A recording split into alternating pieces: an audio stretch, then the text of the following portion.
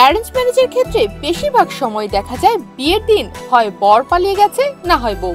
আবার অনেক ক্ষেত্রে দেখা যায় বিয়ের পর স্বামী স্ত্রী দুজনেই ডিভোর্স চাইছেন, কারণ তারা ভালোবাসেন অন্য কাউকে।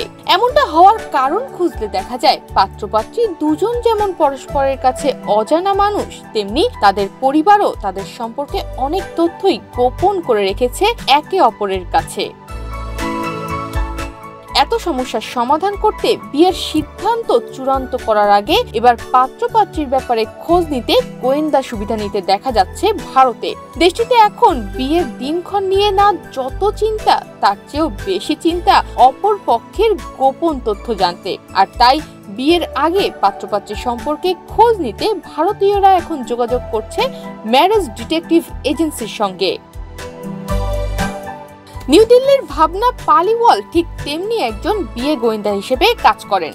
বিয়ের সম্বন্ধ চূড়ান্ত করার আগে পাত্রপাত্রী সম্পর্কে খোঁজ নিতে ভাবনার ম্যারেজ ডিটেকটিভ এজেন্সির সাথে যোগাযোগ করছেন বাবা মায়েরা। শুনতে অদ্ভুত মনে হলেও অনেকের ক্ষেত্রেই এই গোয়েন্দা সার্ভিস বেশ কাজে লেগেছে। ভারতের সংবাদ মাধ্যম ডেইলি জার্নালে দেওয়া এক সাক্ষাৎকারে চাকুরিজীবী এক মা জানান, যখন তার মেয়ে নিজের প্রেমিককে বিয়ে করতে চাচ্ছিল, তখন ওই ছেলে সম্পর্কে খোঁজ নিতে তিনি ভাবনার ম্যারেজ ডিটেকটিভ এজেন্সির সাথে যোগাযোগ করেন। ওই প্রতিষ্ঠানের গোয়েন্দারা হবু বর সম্পর্কে বিস্তারিত তথ্য তাকে এনে দিয়েছিলেন।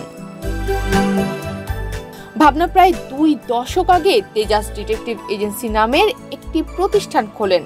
তার টিম মাসে প্রায় 8টি কেস তদন্ত করে। গোয়েন্দাগিরি করতে গিয়ে মজার সব অভিজ্ঞতারও মুখোমুখি হয়েছেন ভাবনা।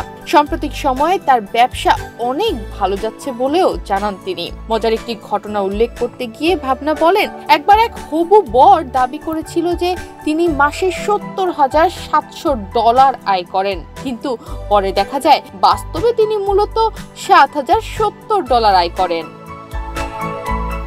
তনিমা রহমান, বাংলাদেশ প্রতিদিন।